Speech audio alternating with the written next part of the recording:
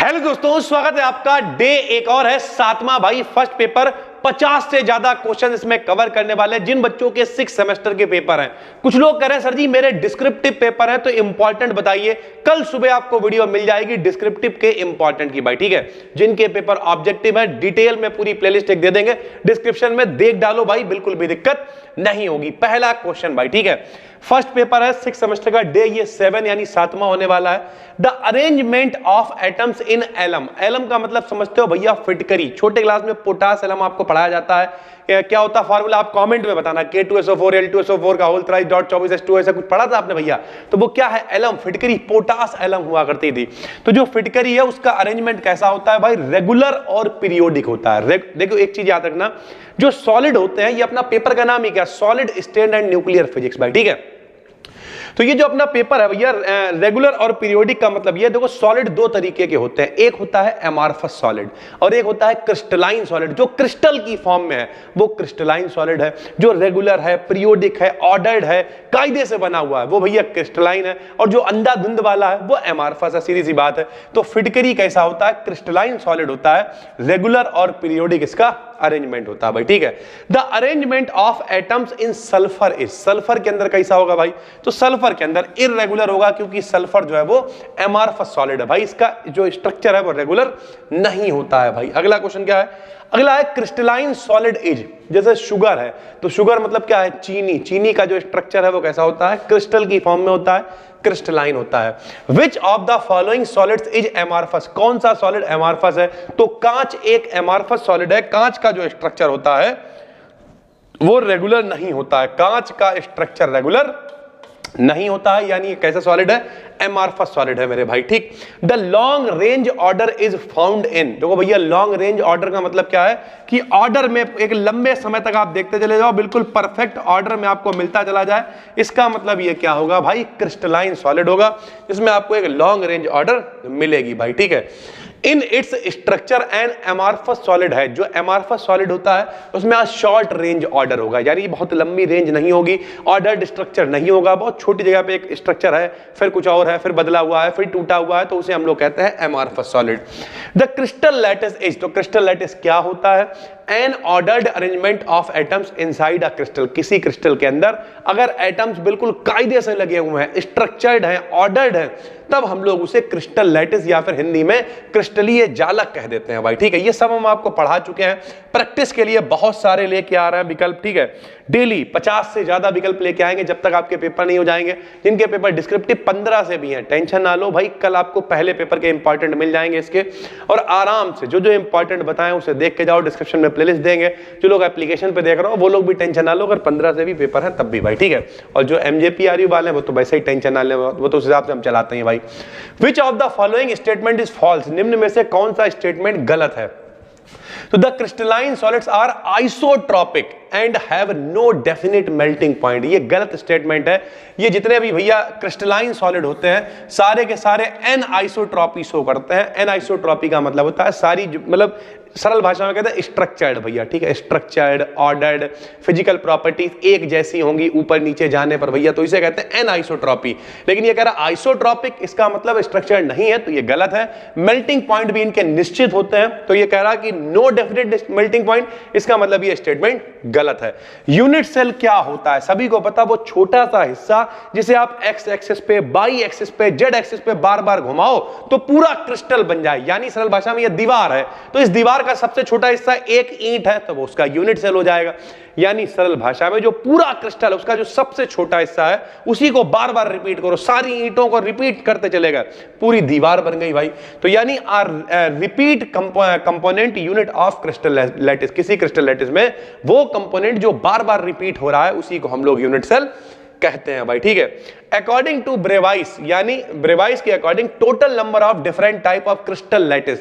Total number कितने होते हैं भैया? 14 क्रिस्टल लैटिस होते हैं, जो कि 7 ग्रुप्स में डिवाइड होते हैं। जैसे एक क्यूबिक होता है, मोनोक्लिनिक होता है, ट्राइक्लिनिक होता है, ऑर्थोरोम्बिक होता है। सब कुछ आपको बता चुके हैं हम स्टार्टिंग में। अलग अलग तरीके के होते हैं और वो 7 भैया जो है 14 प्रकार से बन सकते हैं।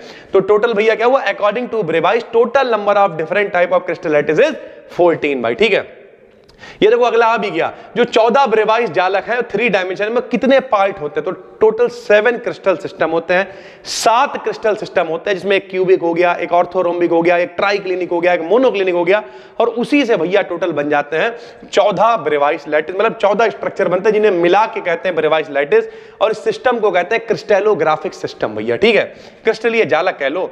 Packing fraction has maximum value, सब पैकिंग फ्रैक्शन हमने आपको बताया था, जितना एरिया भैया किसी क्रिस्टल के अंदर अणु यानी एटम कवर करे घेरे हुए होते हैं उसे पैकिंग फ्रैक्शन कहते हैं। जैसे यहां आज से ऑफलाइन बैच स्टार्ट हुआ, यहां 200 लोगों के बैठने की व्यवस्था है, लेकिन बैच स्टार्ट हुआ, मान लिया पहले दिन 50 लोग दिखे, धीरे धीरे करके लोग बढ़ेंगे 70, 80, 100, एक टाइम आएगा पैकिंग फ्रैक्शन 100% हो जाएगा, लेकिन अभी यहां पे 50 ही लोग दिखे 200 लोगों में, यानी 25% अभी पैकिंग फ्रैक्शन है। धीरे धीरे करके भैया डे 1 था, डे 2 फिर और आएंगे, जुलाई में तो लोगों अभी मई के बाद भगाना शुरू कर देंगे लोगों, चलो भैया एडमिशन बंद होगा जाओ। तो उसी तरीके से पैकिंग फ्रैक्शन कितनी जगह घेर रहे हैं, तो सबसे ज्यादा होता है फेस सेंटर्ड क्यूबिक में भाई, ठीक है। Which of the following has minimum value of, सबसे कम किस में होता है पैकिंग फ्रैक्शन, तो सिंपल क्यूबिक में होता है, लगभग 52 पॉइंट समथिंग, ये आपको बता चुके हैं। For a cubic crystal the closed packed structure कौन देता है, तो क्लोज्ड पैक्ड मतलब अधिकतर एरिया घिरा हुआ, तो फेस सेंटर्ड जो लैटिस होता है क्लोज्ड पैक्ड स्ट्रक्चर देता है। The packing fraction simple cubic के लिए देखो 0.52 परसेंटेज में कहे तो 52% होता है सिंपल क्यूबिक के लिए पैकिंग फ्रैक्शन भाई, ठीक है। पैकिंग फ्रैक्शन एफसीसी के लिए फेस सेंटर्ड के लिए 0.74 परसेंटेज में कहे तो 74% लिखोगे भाई आप, ठीक है। The maximum value of packing, अधिकतम वैल्यू भी यही है 0.74, 74% से ज्यादा एरिया नहीं कवर होता है, फेस सेंटर्ड के लिए सबसे अधिकतम होता है भाई, ठीक है। Atomic radius of simple cubic, simple cubic के लिए भैया एटॉमिक रेडियस परमाणु की त्रिज्या कितनी होगी, तो a/2 होगी, ये सारे मोस्ट इंपॉर्टेंट है। एटॉमिक रेडियस एफसीसी के लिए कितनी होगी, फेस सेंटर्ड के लिए, तो a/2√2 होगी। शॉर्ट नोट बनाओ, ये पीडीएफ फ्री में बिल्कुल टेलीग्राम पे भी दे रहा है, साथ ही साथ में अगर आप एप्लीकेशन पे देख रहे हो कहीं देख रहे हो, शॉर्ट नोट बनाओ, सारी पीडीएफ दे रहा है, जितनी प्रैक्टिस कर सकते हो करो, हम भी जितना ज्यादा कंटेंट आपको दे पाएंगे उतना ज्यादा कंटेंट देंगे, बस मन लगा के पढ़ो, जाके पेपर दे आओ जाके।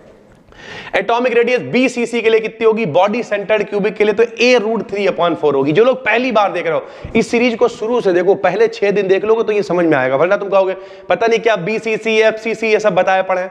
डे 1 से देखना शुरू करो, सब समझ में आएगा भैया, फेस सेंटर्ड क्या है, बॉडी सेंटर्ड क्या है, सब कुछ बताया हुआ है। Coordination number simple cubic lattice के लिए कितना होता है, 6 होता है भाई, ठीक है।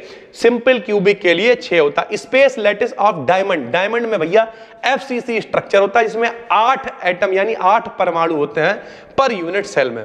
The total number of atoms per unit cell in diamond structure, बात वही आ गई, इसमें पूछ रहा है कि जो डायमंड का स्ट्रक्चर है कौन सा होता है, तो एफसीसी यानी फेस सेंटर्ड होता है, 8 एटम होते हैं। इसमें क्या कह रहा है भैया, टोटल नंबर बता दो कितने एटम होते हैं, तो 8 होते हैं भाई, सीधी सी बात है। The coordination number for a BCC lattice, body centred के लिए कोऑर्डिनेशन नंबर कितना होता है, कोऑर्डिनेशन नंबर आपको पता है कि एक आयन को बाकी लोग कितने लोग घेरे हुए हैं उसे ही हम लोग कोऑर्डिनेशन नंबर, कोऑर्डिनेशन का मतलब समझ रहे हो, अभी आपके और हमारे बीच में कोऑर्डिनेशन हो रहा है 1 to 1, तो कोऑर्डिनेशन मतलब जुड़ना यार, तो यानी बीसीसी के लिए कितना होता है, 8 होता है। एफसीसी लैटिस के लिए the value of coordination number 12, FCC के लिए कितनी होती है, 12 होती है भाई, ठीक है। Coordination number of Na positive and Cl negative ion in sodium chloride, तो सोडियम क्लोराइड के स्ट्रक्चर में 6 कोऑर्डिनेशन नंबर होता है, एक आयन को 6 आयन चारों तरफ से घेरे हुए होते हैं भाई, ठीक। The number of atoms per unit cell in body centred, सभी को पता है बॉडी सेंटर्ड में 2 होते हैं, सिंपल क्यूबिक में 1 होता है, फेस सेंटर्ड में 4 होते हैं, सारे बता चुके हैं। तो पर यूनिट सेल में बॉडी सेंटर्ड में कितने नंबर ऑफ एटम, 2 होंगे, फेस सेंटर्ड में कितने होंगे, 4 होंगे, सिंपल क्यूबिक में कितने होंगे, 1 होंगे। ये सब हमने प्रॉपर बताया हुआ है डिटेल में। सिंपल क्यूबिक में भैया कहने के लिए इस तरीके से सिंपल क्यूबिक बनता है, यहां देखो इस तरीके से सिंपल क्यूबिक बनता है भाई, ठीक। और यहां पे 1 2 3 4 5 6 8 टोटल एटम दिख रहे होते हैं, लेकिन ये 8 जो है 1/8 में शेयर होते हैं, 1/8 में शेयर होते हैं। तो जब सबको मिला दोगे तो 8/8 कैंसिल हो जाएगा, तो 1 बचेगा। कहने के लिए आपके पास 10 चीजें हो, लेकिन वो साझेदारी वाली हो, तो कायदे से तो आपकी चीज एक ही है ना मेरे भाई। तो इस तरीके से होता है। जैसे हम लोगों को अभी हम आ रहे थे रायपुर से, तो हमें RAC वाली 2 सीटें मिल गई, सीटें हमारी 5 थी टोटल, लेकिन मिली 2 ही, तो वो 2 सीटें नहीं है। RAC का मतलब आधी सीट हमारी है, तो आधी हमारी तो 2 मिली नहीं, वो 1 ही सीट हमें पूरी मिली, उसी का आधा हिस्सा हमें दे दिया गया। इस तरीके से एक जो मतलब जो भी सिंपल क्यूबिक है उसमें जो कॉर्नर पावर पे एक एटम है वो 8 में शेयर है, तो 1/8 1/8 जब 8 मिलता है तो एक ही रह जाता है। बॉडी सेंटर में एक सेंटर पे भी होता है, तो 8 मिला के एक, सेंटर पे एक, ऐसे ही फेस सेंटर में टोटल 4 होते हैं भाई, ठीक है। अगला देखो, उसके बाद अगला है भाई the basic structure of iron का स्ट्रक्चर क्या होता है, बॉडी सेंटर्ड होता है। NaCl का FCC फेस सेंटर्ड होता है, बता चुके हैं। क्यूबिक क्रिस्टल है तो वॉल्यूम क्या होगा भैया, घन का आयतन, भुजा क्यूब सभी को पता है, तो A की पावर 3 हो जाएगा भैया क्यूबिक के लिए वॉल्यूम भाई, ठीक है। The correct option for silica crystal, silica crystal के लिए भैया क्या कंडीशन है, तो A और B C के बराबर नहीं होंगे, ठीक है। अल्फा बीटा 90 होंगे, गामा जो है 120 होगा, बता चुके हैं। ABC एज लेंथ होती है, किनारों की लंबाई होती है। Alpha beta gamma interfacial angle होते हैं, जो किनारों के बीच में एंगल बनते हैं उसे इंटरफेशियल एंगल कहते हैं। ABC अगर बराबर नहीं है, अल्फा बीटा गामा भी बराबर नहीं है, तो कौन सा स्ट्रक्चर होता है, तो ट्राइक्लिनिक स्ट्रक्चर होता है, आपको बता चुके हैं। 7 क्रिस्टल सिस्टम्स गिव्स राइज, यानी जो 7 क्रिस्टल सिस्टम है वो मिलकर क्या बनाते हैं, तो टोटल 14 ब्रेवाइज लैटिस बनाते हैं, जो टोटल 7 ग्रुप से मिलकर बनते हैं भैया, ठीक है। A का मान इतना है, B का इतना है, C का इतना, यानी मोटा मोटा कहें ABC बराबर नहीं है, अल्फा बीटा गामा बराबर नहीं है। अभी बताया अगर ABC बराबर ना हो, अल्फा बीटा गामा बराबर ना हो, तो ट्राइक्लिनिक स्ट्रक्चर होता है भाई, ठीक है। A और B का मान इतना है, C का मान इतना, यानी AB बराबर है, C बराबर नहीं है, अल्फा बीटा बराबर है, गामा बराबर नहीं, तो क्रिस्टल कैसा होगा, तो क्रिस्टल भाई हेक्सागोनल होगा, ठीक है। AB बराबर, C बराबर नहीं, अल्फा बीटा बराबर, गामा बराबर नहीं, तो हेक्सागोनल स्ट्रक्चर होगा।